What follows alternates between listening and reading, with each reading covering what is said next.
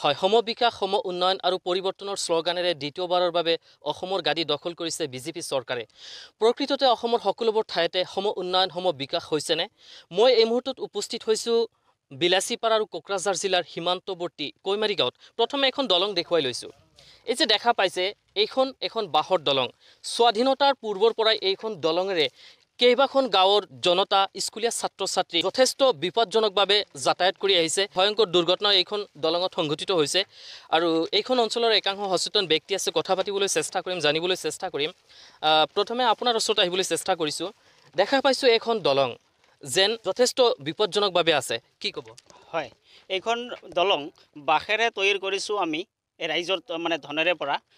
আৰু মানে এই ব্ৰিজখন ৰাইজে বনাইছোঁ। ৰাইজে মানে টকা সংগ্ৰহ কৰি এইটো ৰাইজে যাতায়াত কৰি আছে। আমি কি কয় পূব সমষ্টিৰ বিধায়ক মানে কি কয় শামছুলুদা ডাঙৰীয়াক মানে ইয়াত আনি পেলাই মানে এই জেগাটো দেখুৱাইছোঁ। কৈছে যে মই এইটো বনাই দিম আৰু মই মানে যিটো এষ্টিমেট ধৰিব লগা হয় মই ধৰাম, মই চেষ্টা কৰি থাকিম, এনেকৈ কৈছে। কাৰণ চেষ্টা কৰিলেই মানে সুবিধা হ'ব ৰাইজৰ, মানে ব্ৰিজটো হ'লে সুবিধা হ'ব।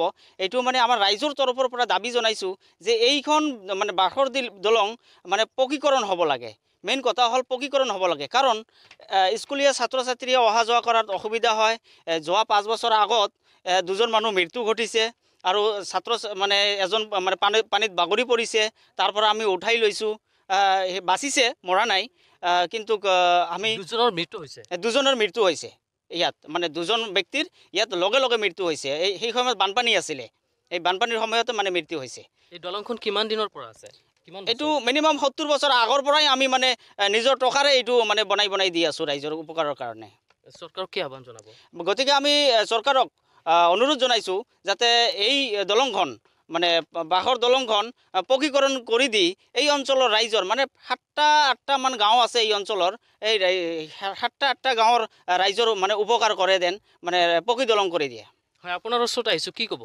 হয়, এইবুলি আমি ক'ব খুজিছোঁ নিউজৰ জৰিয়তে যে বিজেপি চৰকাৰ আমি বিশেষকৈ হিমন্ত বিশ্ব শৰ্মাক কৈছোঁ, এইখন ব্ৰিজ, এইখন বাছৰ দলং যাতে ৰাইজৰ গাঁঠিৰ ধনেৰে নাবানি যাতে চৰকাৰী ধনেৰে যাতে পকী দলং বনাই দিয়ে, 8-10খন গাঁৱৰ ৰাইজৰ উপকাৰ কৰে যেন, এইখিনিয়ে কৈছোঁ। আপোনাৰ ওচৰত আহিবলৈ চেষ্টা কৰিছোঁ, কি জনাব?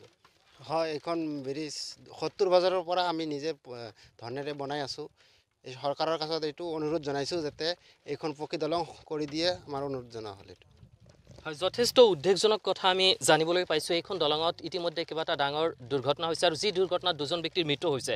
আৰু এইখন দলঙেদি দলংটোৰ ইপাৰত কিন্তু কেইবাখন গাঁও আছে আৰু ইটো পাৰতো কেইবাখন গাঁও আছে। আৰু এইটো পাৰৰ যিমানবোৰ গাঁও আছে, এই গাঁৱৰ সকলোবোৰ স্কুলীয়া ছাত্ৰ ছাত্ৰী কিন্তু এইখন দলঙেৰে বিপদসংকুলভাৱে যাত্ৰা কৰি বিদ্যালয়ত যাবলগীয়া হৈছে। গাঁওখনৰ 2এখন গাঁৱৰ 2টা পাৰৰ গাঁৱৰ ৰাইজে চৰকাৰক কাটৰ অনুৰোধ জনাইছে যাতে চৰকাৰে এইখন দলং পকীকৰণ কৰাৰ ব্যৱস্থা কৰে আৰু ৰাইজৰ যাতায়াতৰ সুব্যৱস্থা কৰে।